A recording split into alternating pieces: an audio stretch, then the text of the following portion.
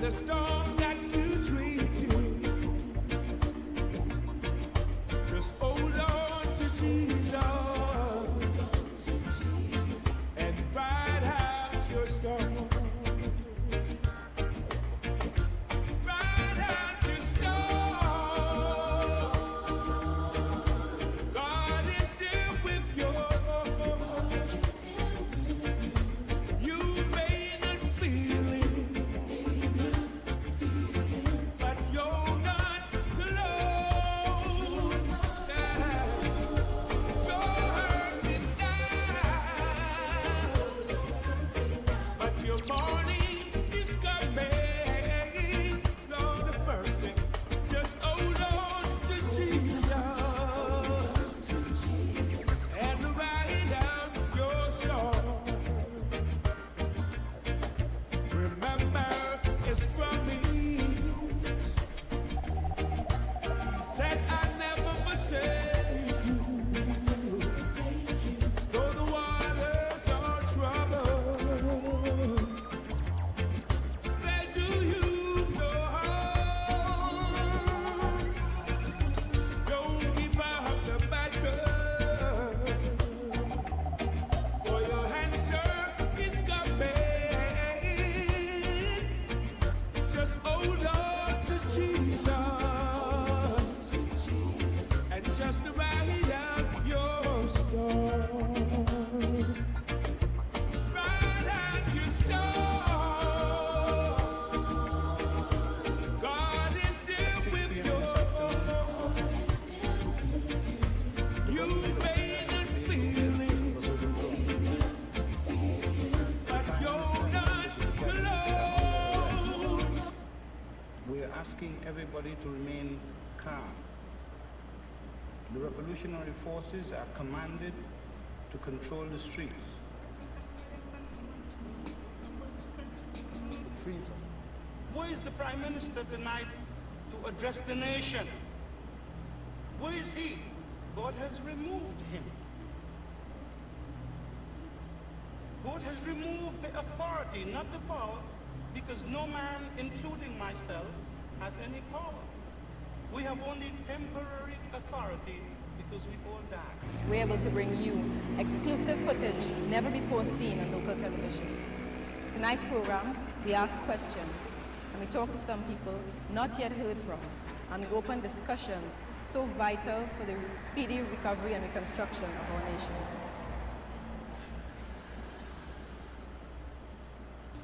At 6 p.m. this afternoon, the government of Trinidad and Tobago was overthrown. The Prime Minister and members of the cabinet are under arrest. We are asking everybody to remain calm. The revolutionary forces are commanded to control the streets.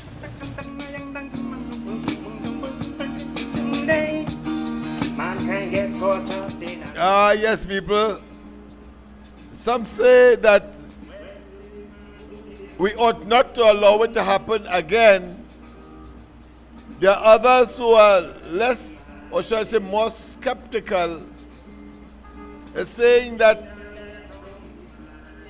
it is quite possible that it can. And having regard to what has transpired over the last 9 years, some even say that it is overdue. But as a typical, very concerned, and indeed patriotic citizen of this country, I wish for no such occurrence or reoccurrence. Let's hear what the argument has been in 1990.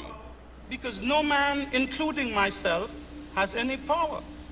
We have only temporary authority because we all die. Arising out. This is Trinidad and Tobago Television. We are Where to live, man, holding on to tin guns. It's the survival of the fastest hand. In the kingdom that prongs is man. artist man. Chasing joy is the sorrow. Here today, gone tomorrow come. Mama, we must face the morning after, cause we don't do grace. If these people were rightly guided, then why has God given us the power over them? Why are we sitting here tonight before you? Who makes the decision in the universe? Isn't it not your creator? Where is the Prime Minister tonight to address the nation? Where is he? God has removed him. God has removed the authority, not the power, because no man, including myself, has any power. We have only temporary authority because we all die. Arising on This is Trinidad and Tobago Television.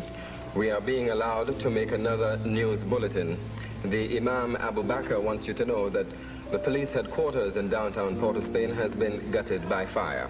They are still in control of TTT. The staffers here are unharmed. To repeat, the Imam Abu Bakr wants you to know that the police headquarters in downtown Port of Spain has been gutted by fire. They are still in control of TTT. The staffers here are unharmed. At 6 p.m. this afternoon, the government of Trinidad and Tobago was overthrown. The Prime Minister and members of the cabinet are under arrest. We are asking everybody to remain calm.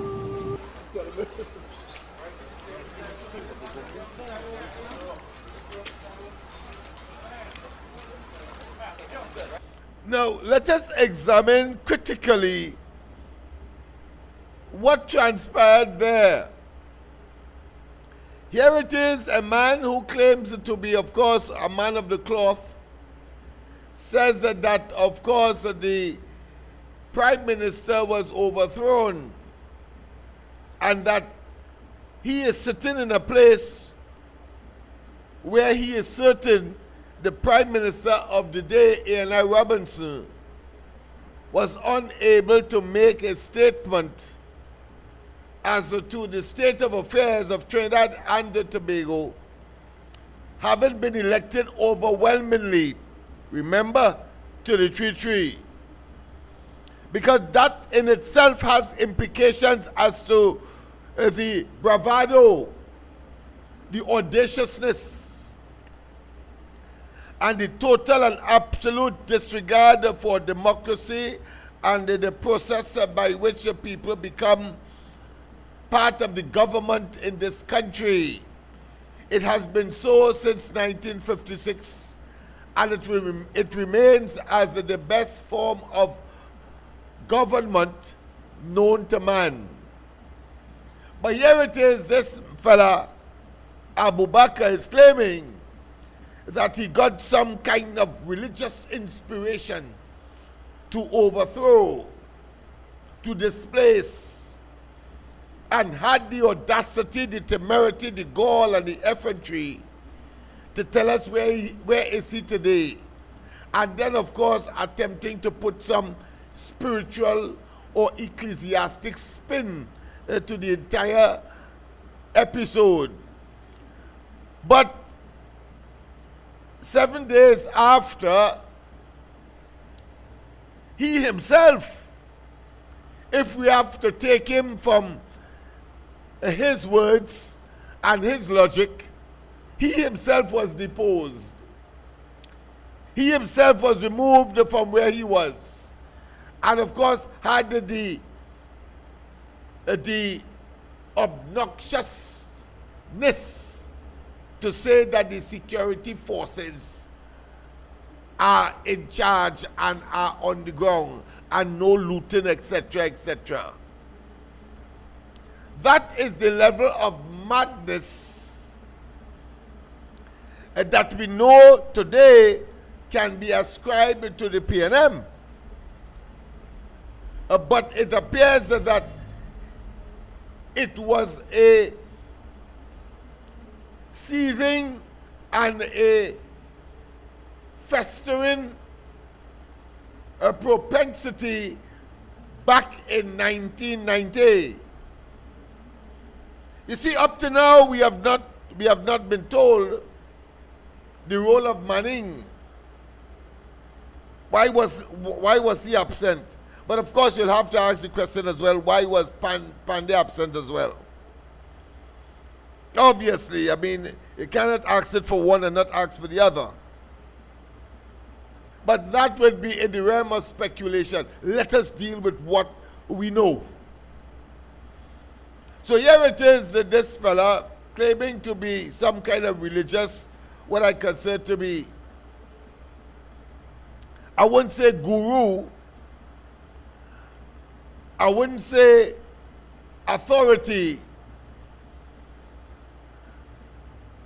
I would say, however, one that believes somehow that what he did was on some kind of righteous path, and that it will accelerate his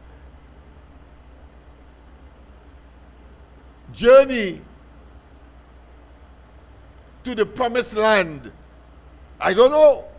But he died, of course, some time ago. But here it is, he was making the point that Allah caused that to happen. And he is now in charge. But 7 days afterwards, he was no longer in charge.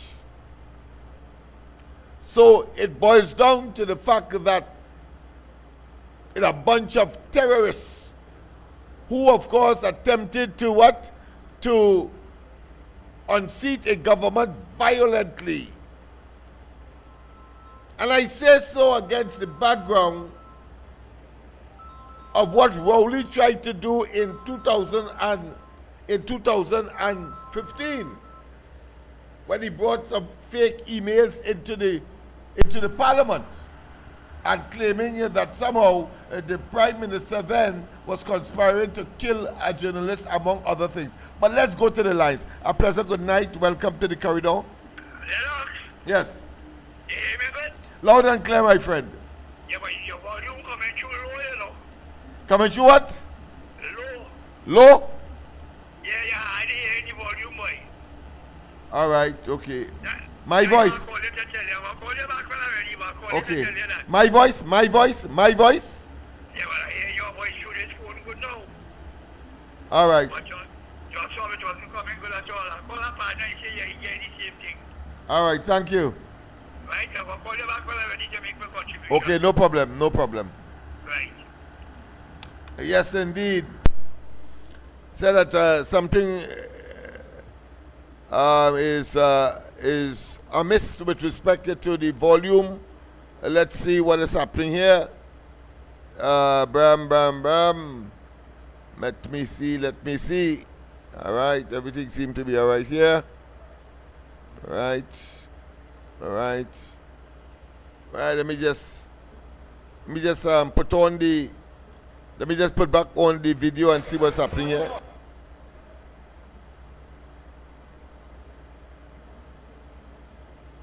Let me play over the video and see what is happening. 6 p.m. this afternoon, the government of Trinidad and Tobago was overthrown. The Prime Minister and members of the cabinet are under arrest. We are asking everybody to remain calm. The revolutionary forces are commanded to control the streets. Treason. Who is the Prime Minister tonight? Just the nation.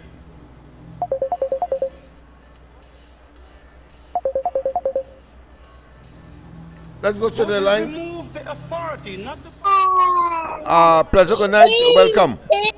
has any power. Pleasant good night. We have Welcome. only temporary We lost that one.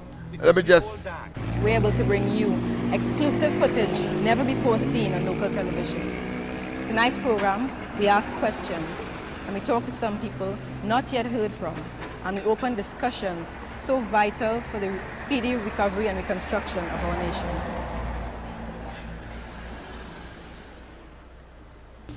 At 6 p.m. this afternoon, the government of Trinidad and Tobago was overthrown. The Prime Minister and members of the Cabinet are under arrest. We are asking everybody to remain calm. The revolutionary forces are commanded to control the streets.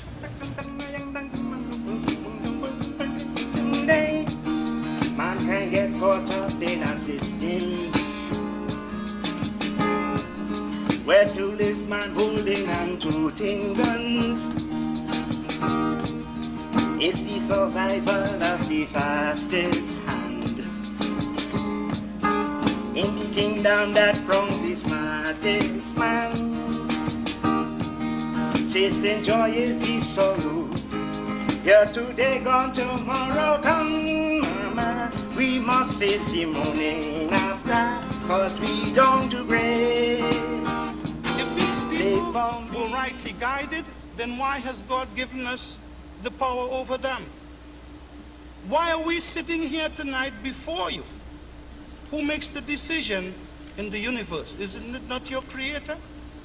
Where is the Prime Minister tonight to address the nation? Where is he? God has removed him. God has removed the authority, not the power, because no man, including myself, has any power. We have only temporary authority because we all die. Arising out. This is Trinidad and Tobago Television. We are being allowed to make another news bulletin. The Imam Abu Bakr wants you to know that the police headquarters in downtown Port of Spain has been gutted by fire. They are still in control of TTT. The staffers here are unharmed. To repeat, the Imam Abu Bakr wants you to know that the police headquarters in downtown Port of Spain has been gutted by fire. They are still in control of TTT. The staffers here are unharmed. At 6 p.m. this afternoon, the government of Trinidad and Tobago was overthrown. The Prime Minister and members of the Cabinet are under arrest. We are asking everybody to remain calm.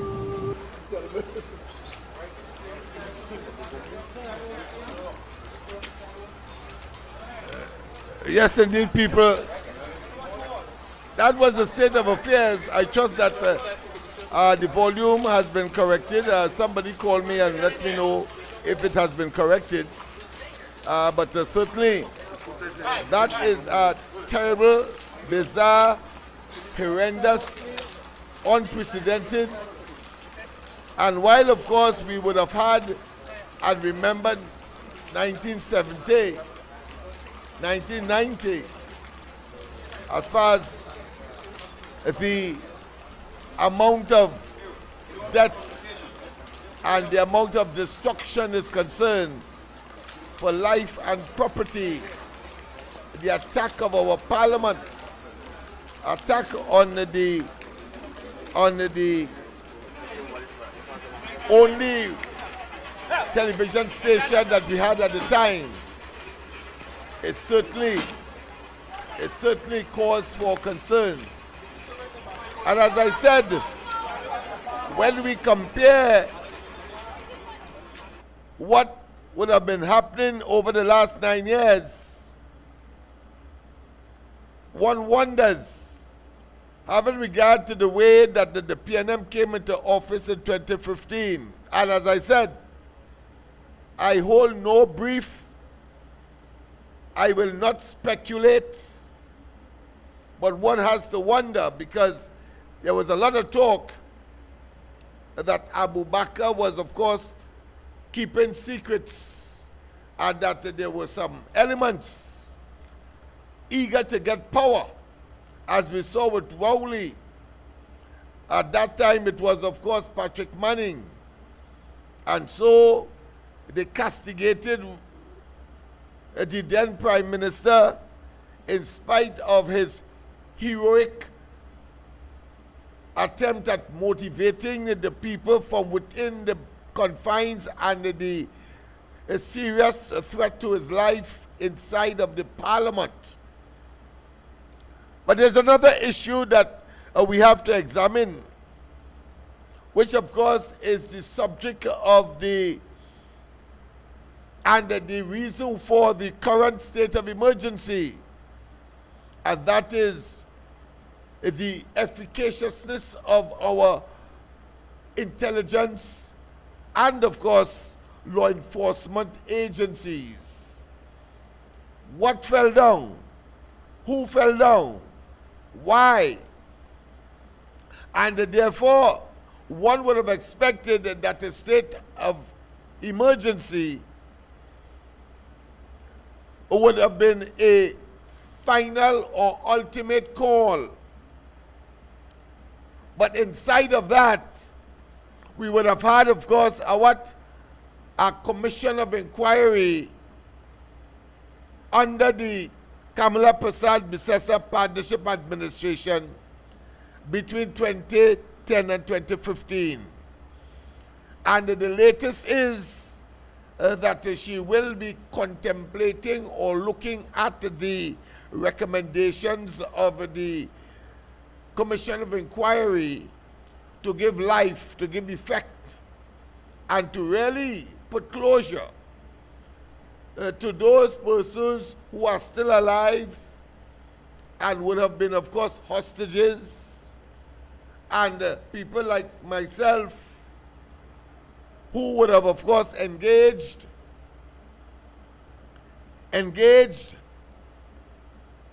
to bring, of course, a sense of normalcy, a sense of patriotism, when I was asked to put together a team of persons to do what? To clean the Red House, and then we got more than we bargained for. Because whilst doing that, we saw the situation, we had the situation where we had a lot of debate in the society as to what to do with the two maces of Parliament. The one for the lower house and the one for the upper house. Big and small, till I come to Dumpty, they had a great fall. When the dream is gone, daughter. Yes, indeed. The one for the upper house. And while we mulled on it, while we examined it, and while we were cleaning out in the chamber of the Red House, being subjected to an atmosphere, a macabre atmosphere of death.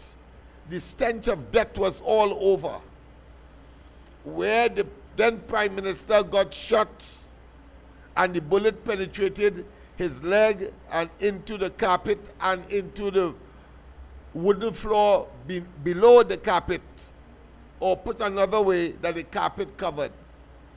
It was a harrowing experience, even though we were not part of the hostage and we were not part of the persons who would have actually experienced gun butt, and of course insurrectionists storming the Parliament, the place where laws are made, the highest court in the land. And there we had, of course, an infringement thereof. And of course, we had this fella going on the television and stating that the government was overthrown, and it sent ripples of trepidation, of pain, of agony, of stress and strain to the wider population to know that a thing like that, and while one may have been in disbelief, the fact is that the headquarters of the police was burning and smoke was bellowing. And I remember very distinctly when I heard it.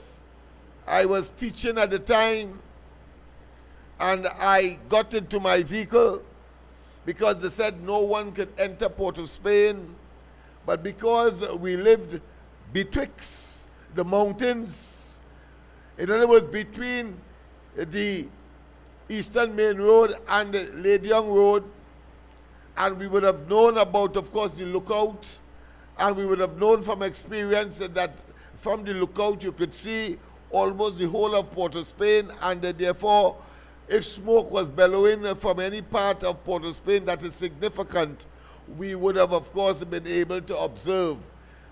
And indeed, when we went there, I drove and I saw the smoke coming out from police headquarters.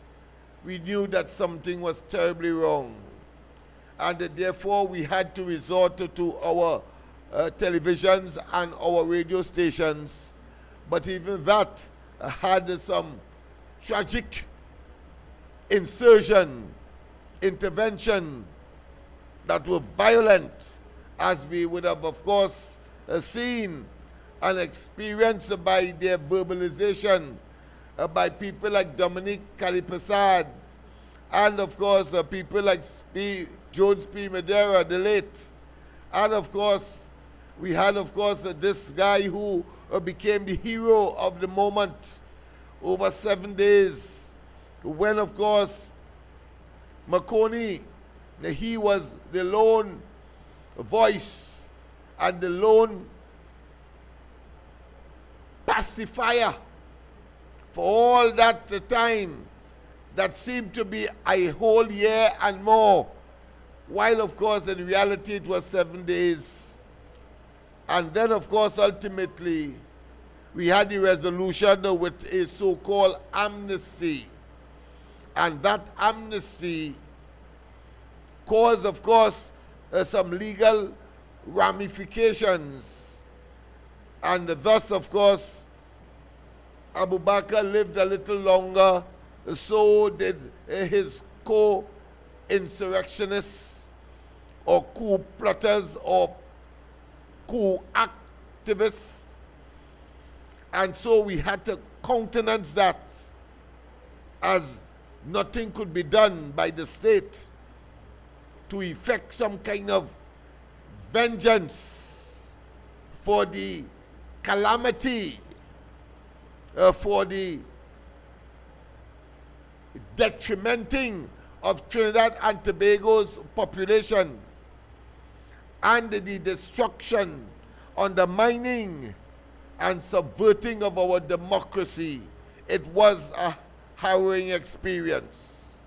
So I want to say at this point in time a pleasant good night to all and sundry, East, West, North, South, Central, our friends in Tobago, and wherever you are, streaming on the World Wide Web, a pleasant good day to you.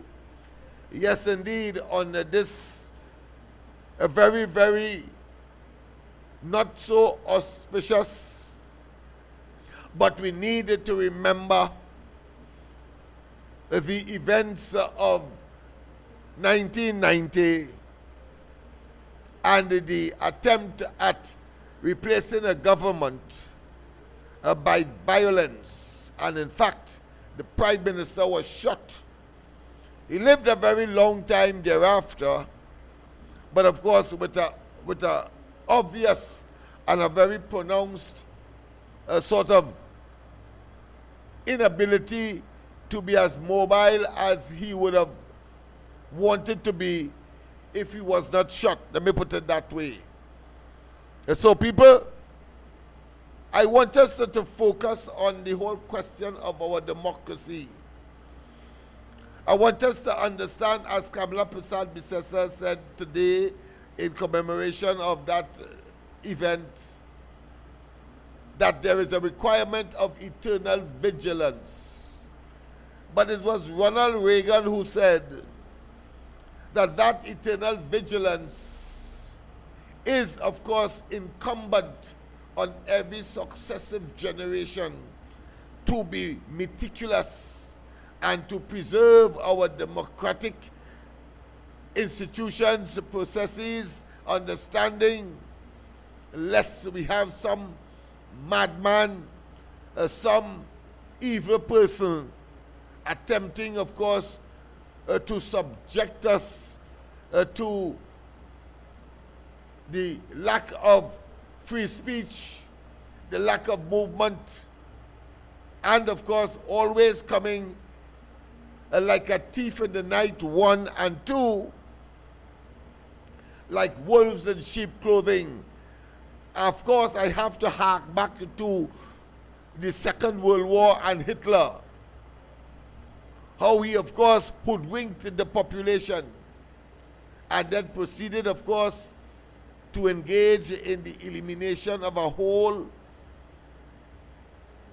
not just generation, but a whole people, the Jews, as he invaded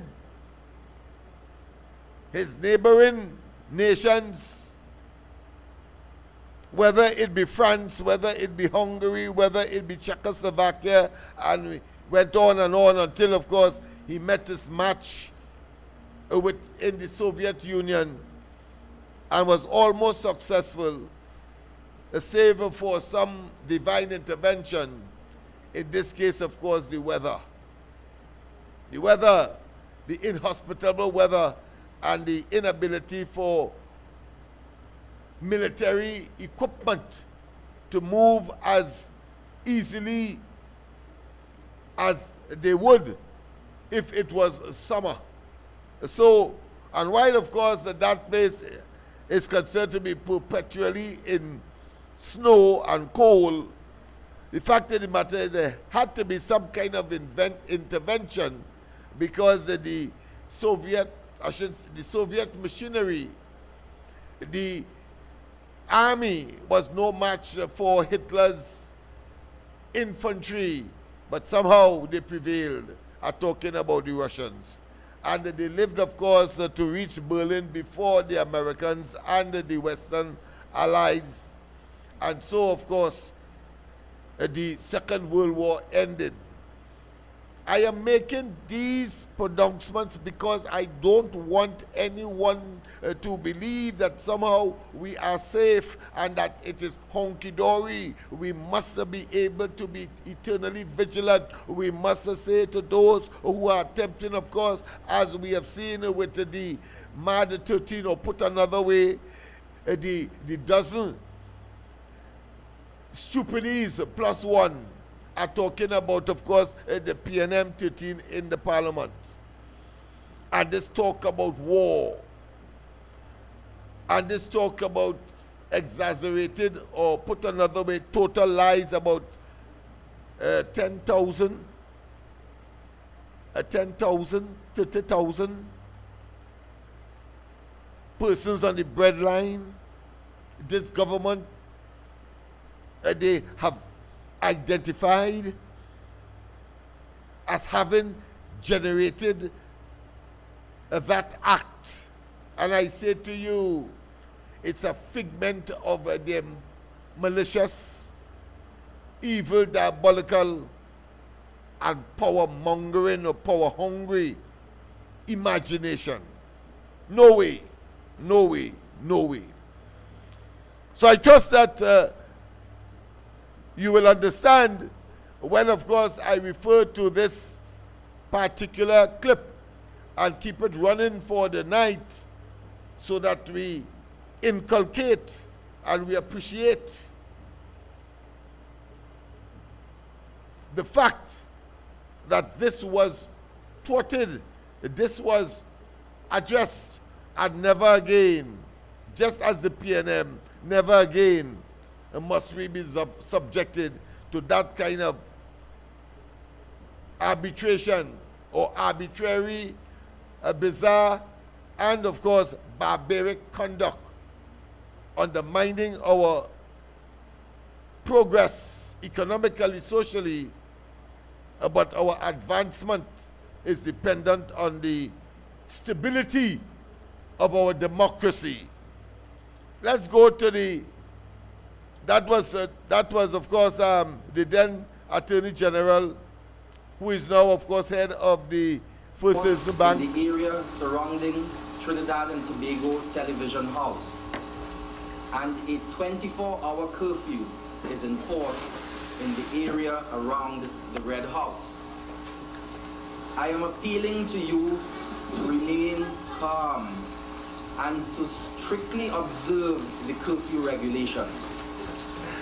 The government is actively engaged in discussions with members of the Jamaat al-Muslimin. on the question of the safe release of hostages in the Red House and at Television House. These discussions are continuing with the assistance of an intermediary, Canon Nolly Clark. I wish to inform you that the Prime Minister and other hostages are in good health and good spirits. We shall keep you informed of further developments as soon as they arrive on this channel and on Radio 610 and FM 100. Good night, and may God bless us all.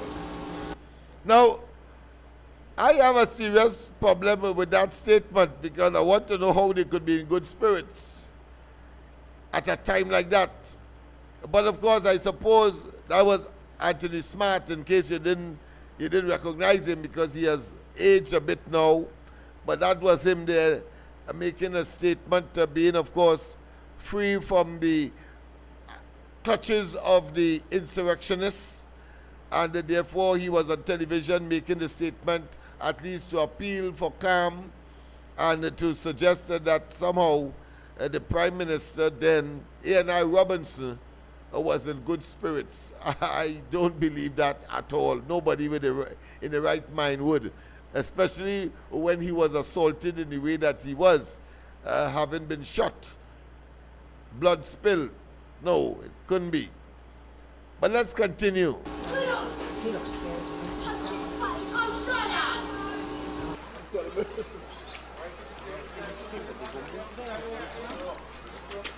The man who, of course, said that he was divinely inspired to overthrow the government.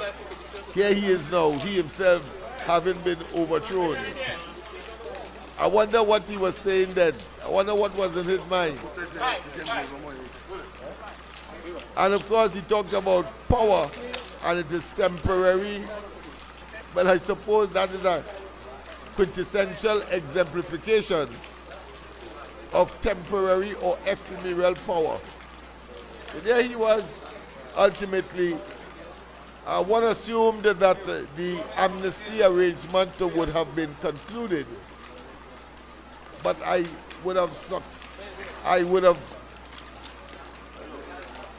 have a notion that there were some people in the army who didn't want that at all, who wanted to deal with them. But of course, there were other lives, innocent lives, in both of the Red House, the seat of the Parliament, and at TTT. So I suppose a press release from the Morvant Laventil Improvement Organization, so this is what MLIO, to mark the anniversary of the 27th, July 1990, attempted coup to topple the then A.N.R. Robinson administration. The press release states as follows: a call has been made for the recommendations of the Commission of Inquiry into the 1990 attempted coup to be fully implemented by the government.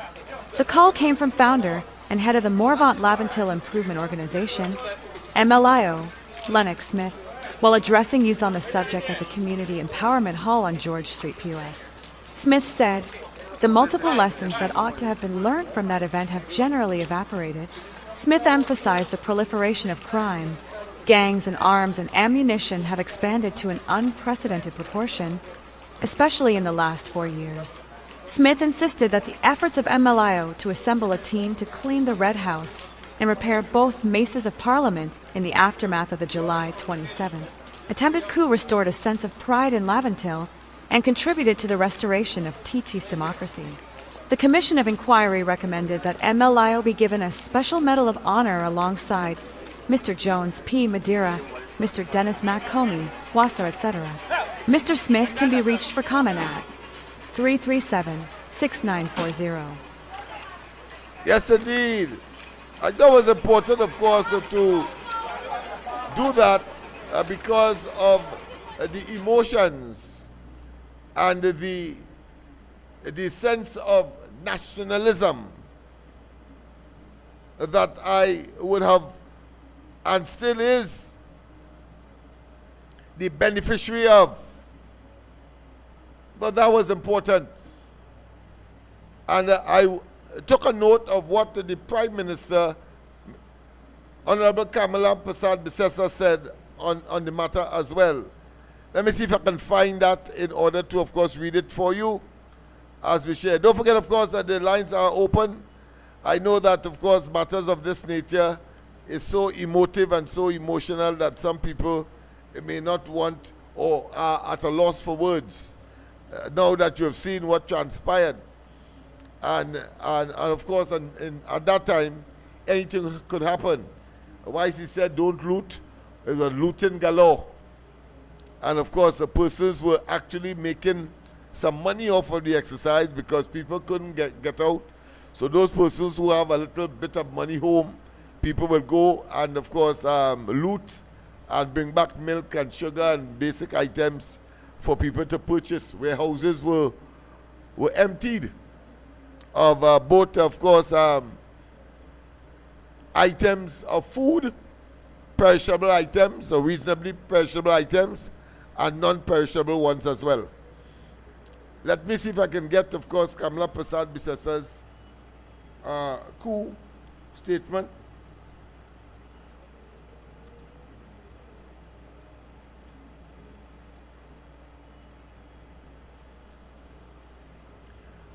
Yes, I think I have it here. So let me read it for you so you'll have an appreciation as to what she has said. Let me see if I can get it up on the screen as well so you'll have an appreciation.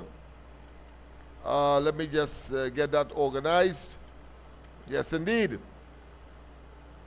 Let me see if we can do that. The technology provides us with that kind of leverage. So let me just see if I can get it, and then of course we will go. Let me see. Bam, bam, bam. Think that's it there? No, that's not it. Let me see if we can get it. All right, let me see if we can get it. Yes, indeed.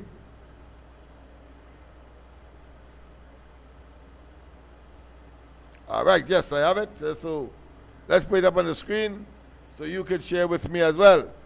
Yes, indeed. Of course, on the occasion of today's commemoration of the 1990 coup, Prime Minister Kamala Persad-Bissessar says as follows. A statement, of course, stating message of Prime Minister, the Honorable Mrs. Kamala Persad-Bissessar, SC, MP, on the 35th anniversary of the 1990 attempted coup. Today, 3 months after returning to office, I reaffirm my government's commitment to update that program and consult on a fitting national memorial to the fallen and injured and the defenders. So, of course, as I said earlier, the Commission of Inquiry recommended the foundering, the creation of a special medal for such persons. So I suppose she will have to be guided by the recommendations of the Commission of Inquiry that her government then initiated. But it continues in the second paragraph. Indeed, the last decade of unprecedented crime and violence under the previous regime has only sharpened the lessons of 1990. And remember, of course, my own statement, I said that we would have learned very little, and I pointed out for the last 4 years. I suppose she have seen what I saw, even though, of course, I didn't know she was going to make a statement or was not privy to her statement. But clearly, like-minded people think the same, because the reality is that the PNM has really endangered the Trinidad and the Tobago, and therefore incidents like 1990 and the fact that we are commemorating same must be noted, and noted in the way that we have identified.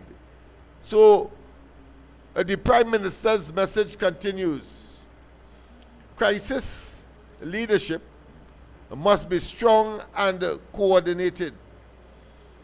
Personal bias and rivalry must not eclipse accountability, and the rule of law remains our strongest shield. So you must not compromise because you are political or otherwise rivals. You can't compromise principles. Otherwise you find yourself contributing, whether advertently or inadvertently, but to the demise of the society of which you are a part, and therefore would eat the bread that the devil need like everyone else. The message continues. Today's deleterious national security threats, yes, transnational crime, digital disinformation, economic strain reminds us that the price of democracy is eternal vigilance. They require a powerful security ethos of transparency, trust, and coordinated cooperation that produces intelligence, enables prevention, and protects our people. Every citizen is a vital link in that chain. Unquote. This was the statement of the Prime Minister, current Honorable Kamala Prasad Bisesa, SC MP, and of course on the occasion of the 35th anniversary of the 1990 attempted coup. There's something you should know. There is not much fanfare today on that score, simply because it was agreed a long time ago that every 2 years there will be an elaborate celebration. So clearly, this is the first of the second year next year to come, or the year before the second year, and therefore no large elaborate celebrations. But nonetheless, of course, some laying of wreath and so on, I'm sure, would have been part and parcel of the exercise today. So once again, the focus is on our democracy and the nature of our government and the arrangement that we have put in place by virtue of our constitution to interact with each other, both as individuals and as institutions. And therefore it is those parameters, those principles, those enshrined rules that we must adhere for a decent and smooth operation of our society. We breached them, as was the case in 1990 by the Muslim mean, and you get chaos, you get anxiety, you get destruction, and you get pain and ache, and of course, death will also follow. As you know, I think at least 2 persons died in the Red House. Devines, a former parliamentarian, I think he was the representative for one of the Diego Martins. He succumbed to his injury. I think he got shot as well and had ailment that couldn't allow the seepage of blood from his system. And so he died there in the midst of all of that chaos, looting, fire, destruction, shooting. and very venomous language, very vitriolic language. And of course, a day we would fight not to remember, but of necessity have to observe, lest we are doomed to repeat it. Lest we are doomed to repeat it, people. So once again, let me, of course, at the same time give my own commentary. Let me play it again so you will get an appreciation as to what I said on this day, the commemoration of the 1990 attempted coup. Empowerment Hall on George Street, POS. Smith said, Yes, indeed.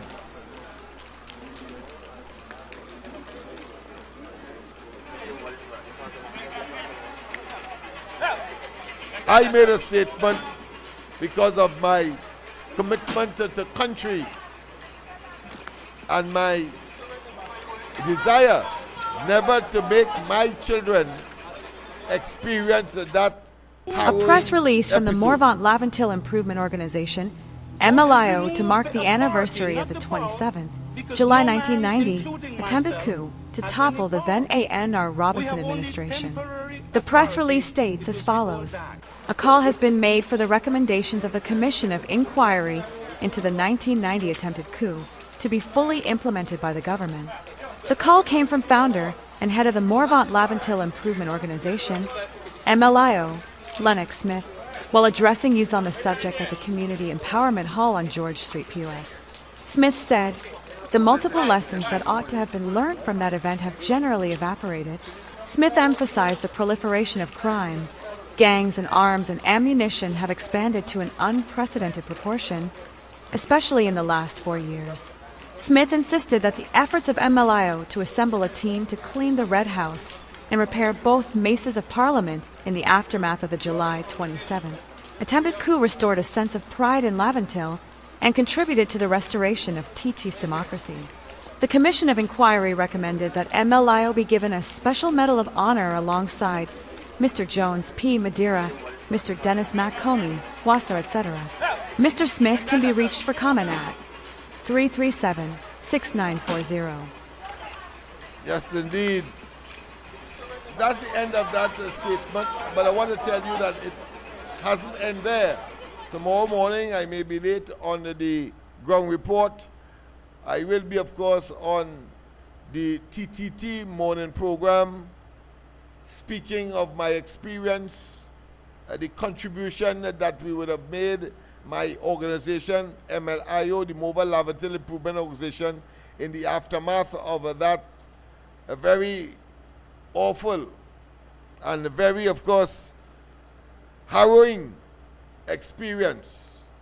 So I'll be there tomorrow morning. And indeed, we must exhibit eternal vigilance, lest we are doomed to repeat it. So once again, of course, let me read for you the statement made by the Honorable Prime Minister Skamala Prasad Bisesa, SC, MP, on the 35th anniversary of the 1990 attempted coup. I'll read it through because I think I paused to explain earlier, so no need for me to pause again.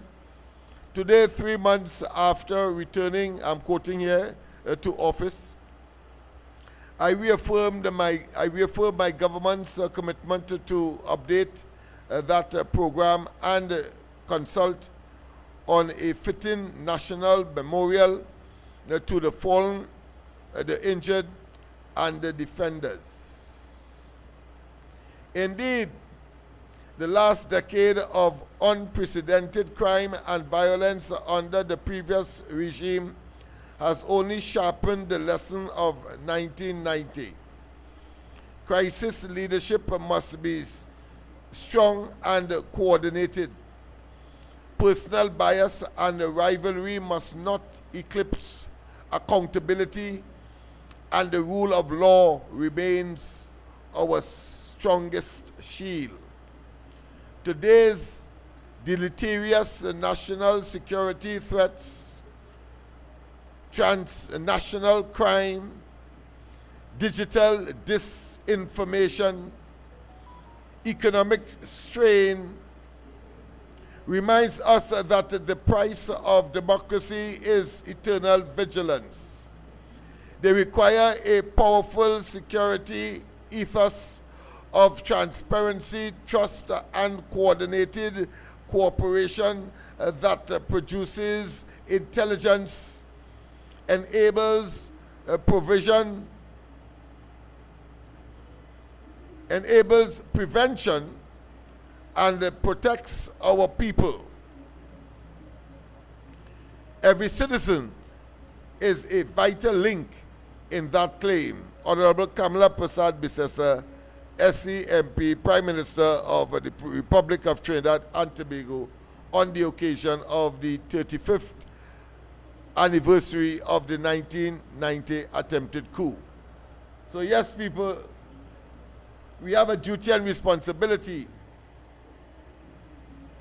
But how can we protect ourselves and protect our society from the excursions of elements who believe that they can, of course, override the authorities and take charge simply because they are obsessed with power?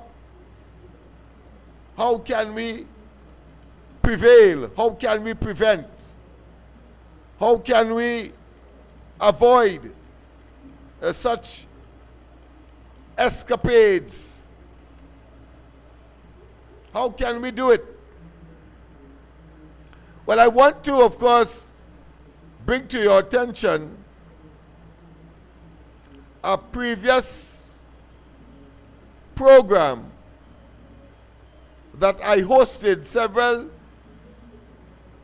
years ago, but I think is relevant to today's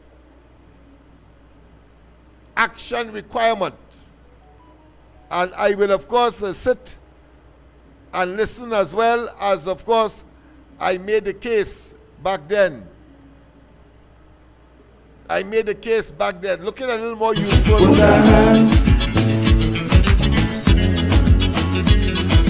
Appear as a virus, have the whole world in chaos. Them scientists, they confuse, don't know which medication to use. With all the technology, Lord, they can't find a remedy. While doctors looking for a cure,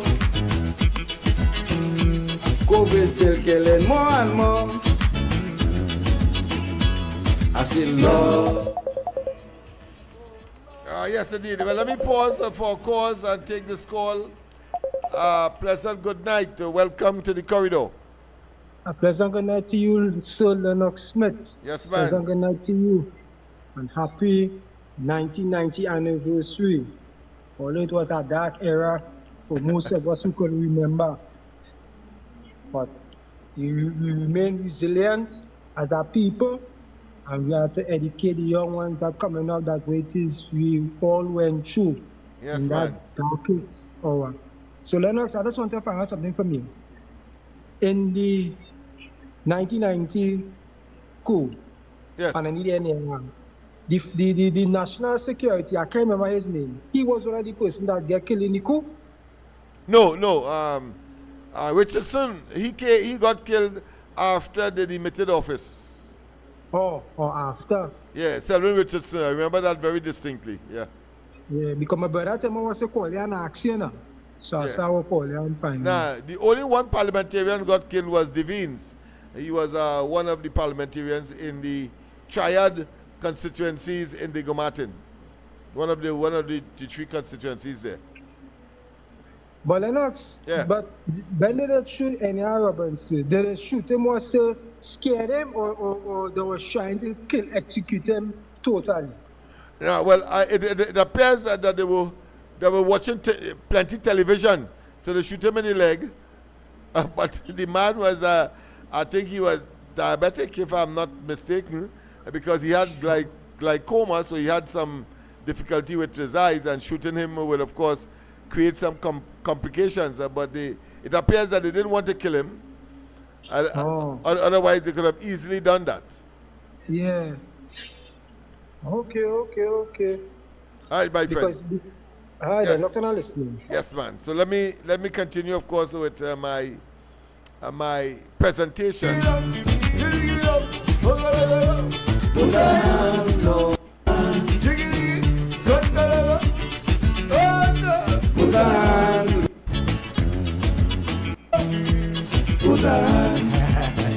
Today, that is why gangs are so prevalent today, because they believe that they can commit these. We allowed Rowley and Imsbert to Ramashe, and to, of course, self-confess.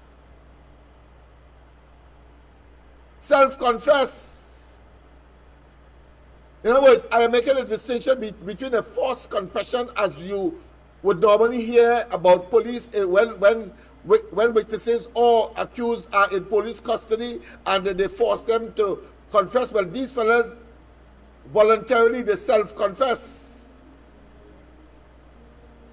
What the true status was, even though Imsbert, just for the last general elections on the 10th of August 2020, attempted to make us believe something totally different, so much so that last night, of course, we said that they are either bipolar, they are duplicitous in their conduct, they are Jekyll and Hyde, depending on the circumstance. And they then, of course, deliver a narrative that certainly not even a 6-year-old could believe, but yet still they do it because of their quest for power, and they believe that they can get away with it. Most importantly, that is why young people commit murders today. That is why gangs are so prevalent today, because they believe that they can commit these acts of a heinous nature, acts against, of course, crimes against the person, and crime against, of course, property.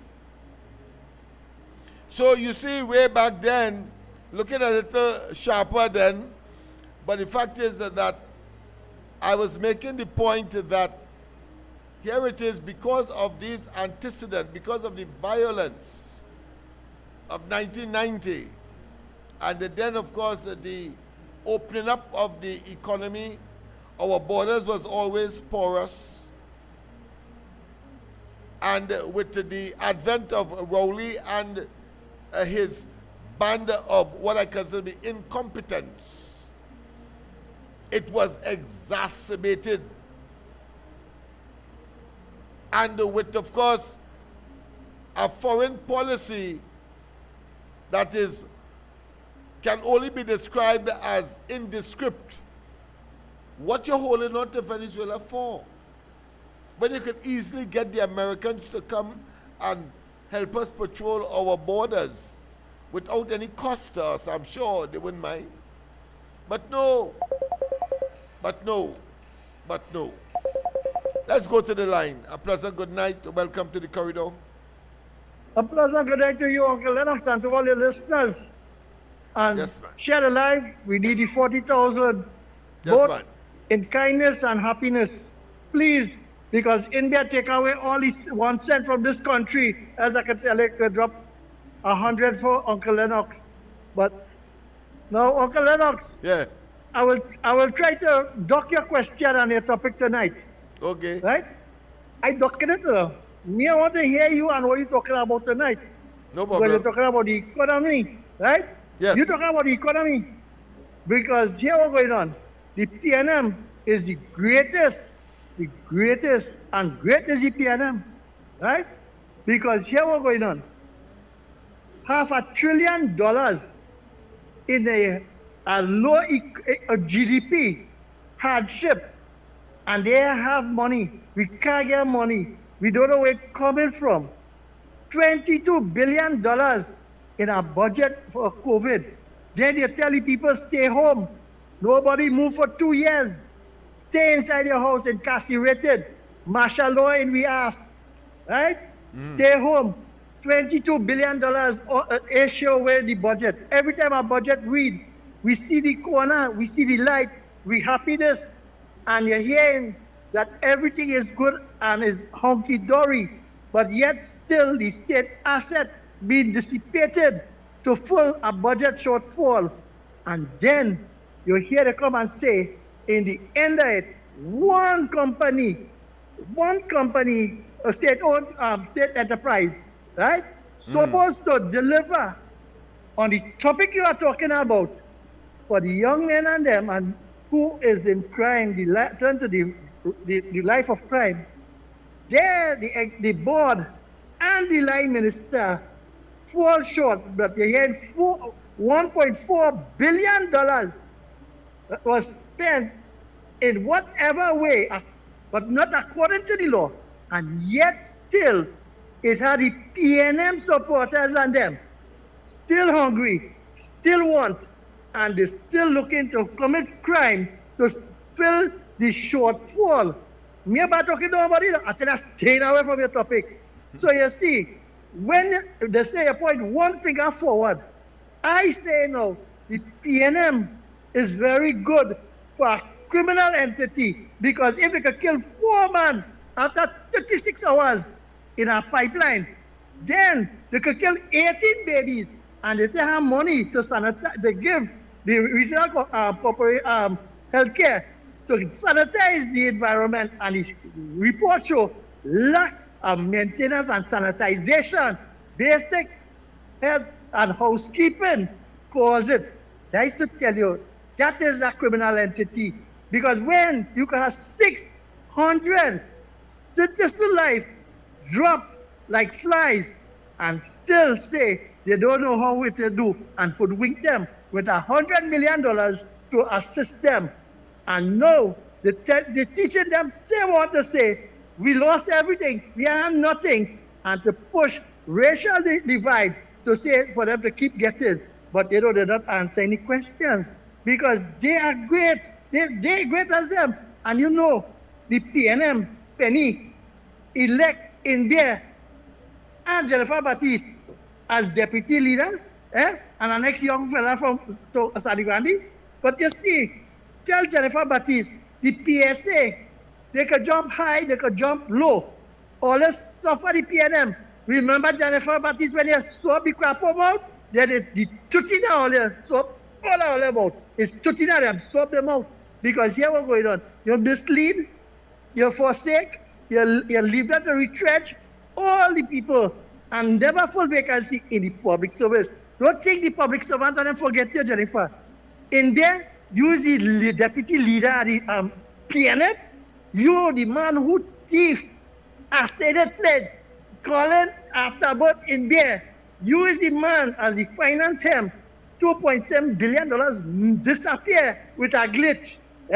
Money withdraw from the Heritage and Stabilization Fund under a law, didn't make it public and never announced it in the parliament.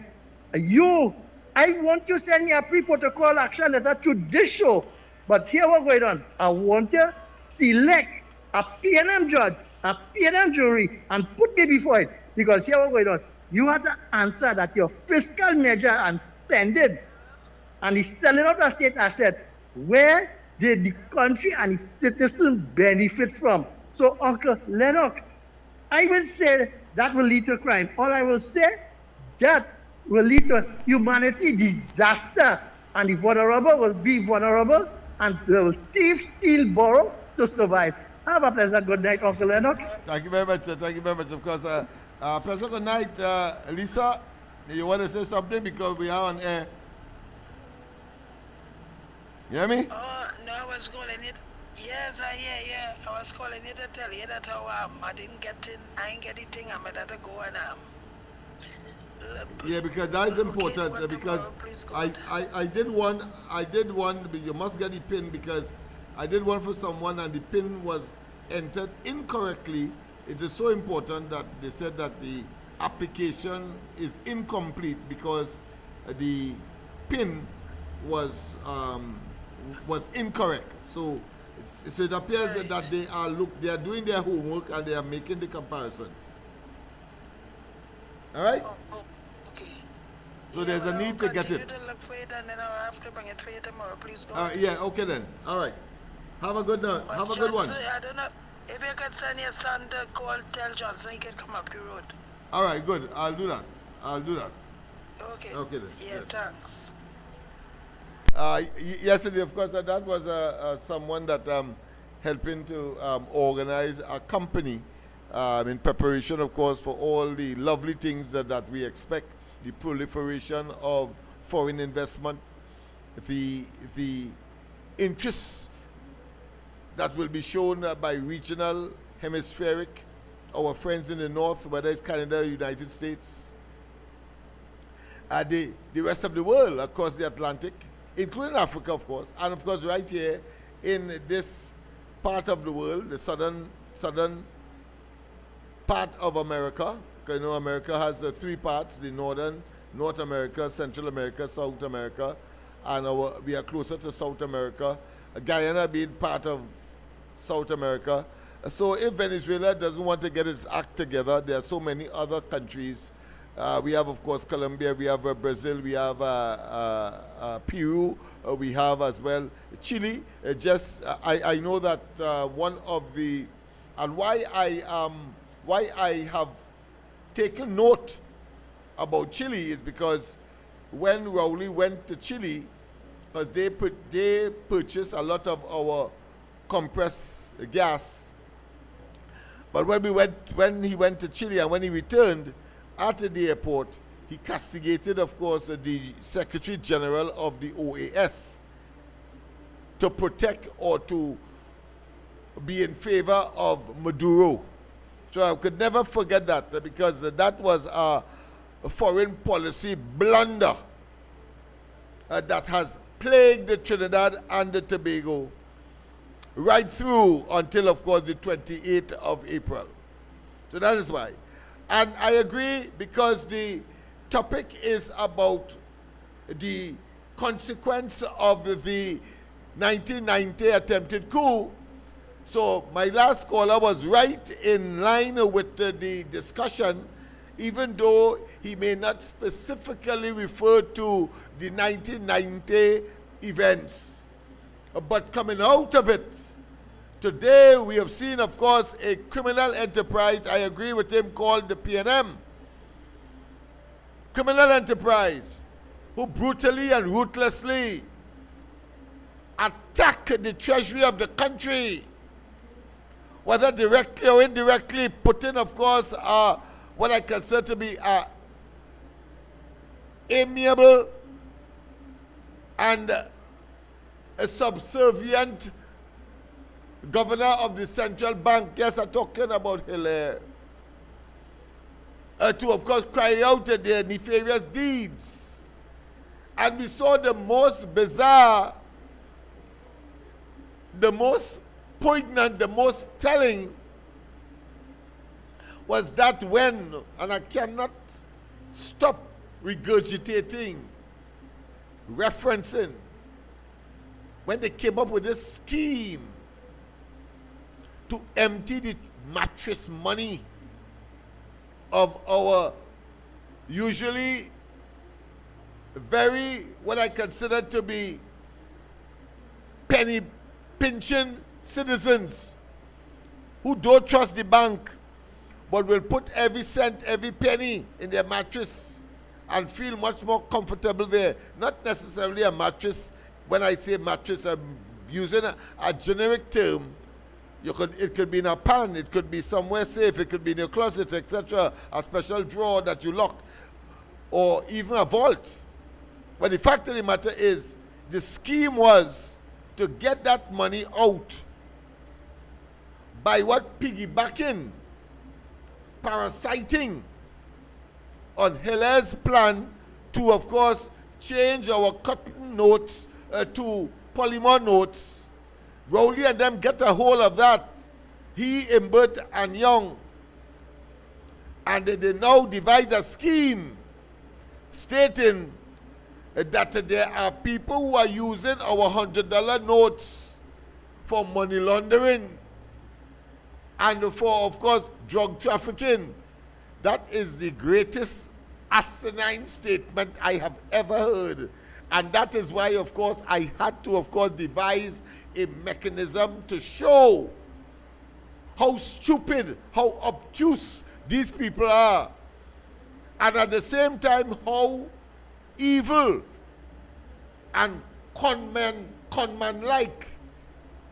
And of course, in the process, hilarious, stupid, laughable, when they come up with the idea that people are money laundering Trinidad and Tobago blue notes and using it for, or in the narcotic trade. Come on. And therefore, I think it is worth reiterating. So I made the hypothetical concoction, the hypothetical concoction, that if it is that Young and them say that they are using Trinidad and Tobago blue notes to, of course, negotiate with drug lords or drug mules or narcotic traders, then I want Young to fill a boat of blue notes alone, Trinidad and Tobago blue notes, high up in the boat, and pretend that he's a policeman, and he's going, of course, to intercept us by virtue of a sting operation to get some narcotics from somebody, whether it be from Colombia or Venezuela, as the case may be, but out in the Gulf of Paria is important. And that he goes there with that boatload of blue notes. And when the time comes for them to hand over the drugs to him, Stuart Young, he then show them, or he hand them a pile of the blue notes and see if immediately, he and the boat that he in and the money that is in the boat become part of the wreckage at the bottom of the Gulf of Paria. Who wants Trinidad and Tobago blue notes as an exchange currency? That is the level of dotishness that these people projected to us. And not that we believe them, you know, because obviously the outcome of the April 28th elections shows that the laugh is on them. Like a boomerang, it boomeranged on them. But the fact of the matter is that they come up with these phantasmagorical stories that is nestled in nothing and came out of nothing, and want you to accept that nothingness and see them as credible leaders in this country.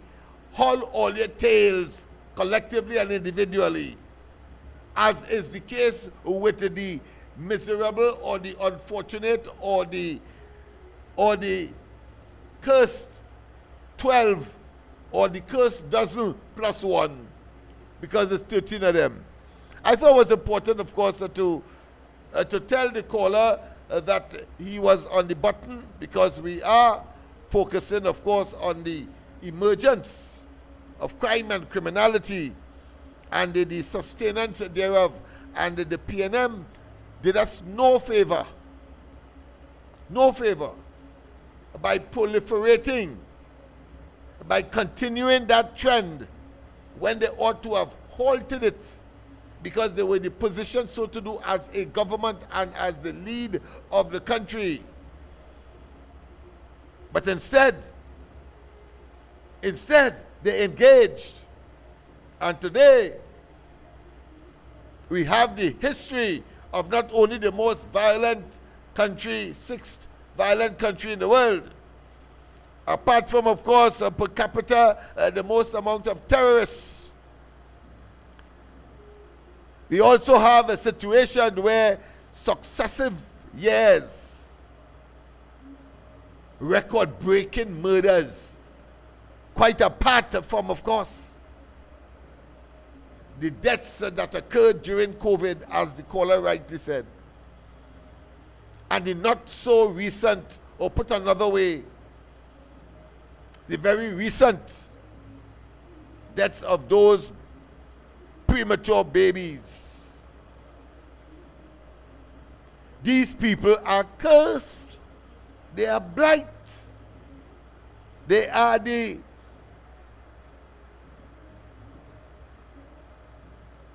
existential threat to Trinidad and Tobago.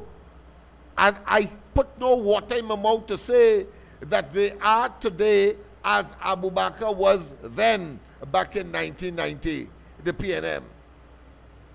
The PNM is today as what Abu Bakr was in 1990.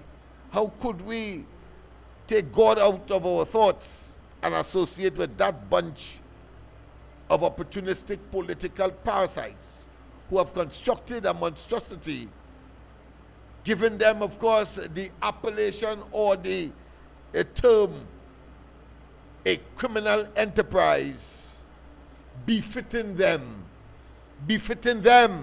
a criminal enterprise. But people, of course, let's go back, of course, to when I was looking at the whole situation of the Rowley administration.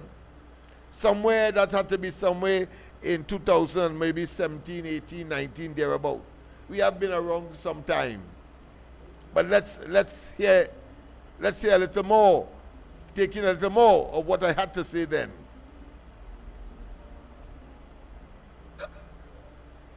Yes, indeed. And get away. It's the same thing with Rowley and they. So they are no different, as we have already seen. So I'm not going to go there either. Tonight I'm going to show you what the Kamala Prasad Bisesa administration met after Rowley and, of course, his former boss, now deceased, talking about money, left government in 2010. You see, it was Rowley whole night last night was saying that what successive governments inherit is debts. It's obvious because government is a continuum. When one government comes in, it doesn't. The work of government doesn't stop. The work of the society doesn't stop. If a particular leader dies, the society moves on. Society don't die, they evolve. So it's the same thing with a government. But Dr. Rowley, these days in particular, I'm telling you that he has, if he's not there yet, but it's close to a meltdown. Because he says that he's getting up and he's shaking. Like if he himself is an earthquake. He's engaged in, he's trembling. So he says, he's nervous. And as my mother would say, he paid for his deeds. Why is a prime minister with all the luxury and all at your disposal, you're getting up with what? Nervous? You're getting up shaking? But it is a good sign. And it demonstrates that the time is nigh, or very, very close, for him to say, reluctantly, election is next month, next 2 months, as the case may be. They take London from London, you know, and bring him back to Tobago. Yeah, they take London. The fellow who would have occupied the position of chief secretary for many, many, longer than most. They take him from London as an ambassador or as a high commissioner and bring him, obviously bring him back to Tobago to believe, or on the belief that he could bring some kind of remedy, some kind of respite to the onslaught that the PNM is now subjected to, having created all kinds of negative impact on the people, close down the economy, mash up the sea bridge, and they're bringing London back to do what? To do what? Boy, I think that is a fatalistic mistake that Rowley and they are making. But let them go ahead, because it means there will be more, of course, for Watson Duke and, of course, the PDP. Yeah. They send a different fella and bring him down from London. I talk about London, the former, of course, veteran chief secretary. Yes, indeed, people, of course. Well, time is upon us. Sorry about that, of course. Those who didn't get a chance to call in, well, we will do it again tomorrow night. And, of course, we will bring some more, as I said, information that would have emphasized that there is a need for eternal vigilance in the protection of our economy, our society, our democracy. But that, of course, interlude that you got there, obviously would have been in a time past, around, of course, just before the elections, when, of course, the PNM lost devastatingly in Tobago and have entirely lost, of course, all of Tobago politically. So people, of course, we have come to the end. Have a wonderful rest of the night. God bless. Don't forget, of course, tomorrow morning, the ground report, Andy, Mikey, and myself. And yes, whilst I will be a bit late because I have to be on the television program talking about my own experience as far as the 1990 coup is concerned on the 35th, on this 35th anniversary that is being commemorated tonight, today. Let me say, of course, I have my headphones. So those of you who have a heads up, I'm sure you're going to tell Andy tomorrow morning that I have my headphones, and I will be, of course, using it tomorrow morning. Let's see if it will improve my reception of the articulations that would, of course, emanate from the studio where Andy is located, so that I can participate in the discussion much more efficaciously. So have a wonderful rest of the night. God bless. And as we know, as we usually do, we end, of course, on a religious note. And the anthem for, of course, our religious encounter on a Sunday, while, of course, I want to start with this one, but I will end with the anthem as well. But I love this tune as well. It's always a pleasure to be in your company, and of course to be religiously or spiritually uplifted is part and parcel of the human expectation and the human survival and interaction. Have a wonderful rest of the night. God bless. Bye-bye.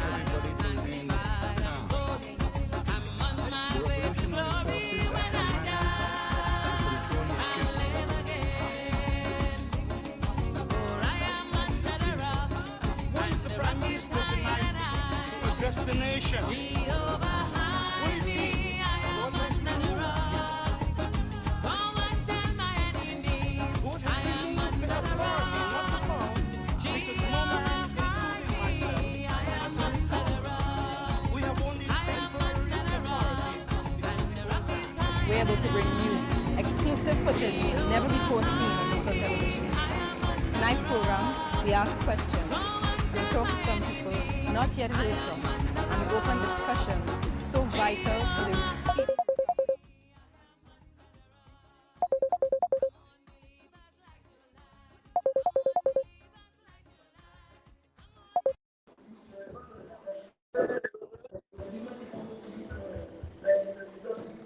Hello, good night.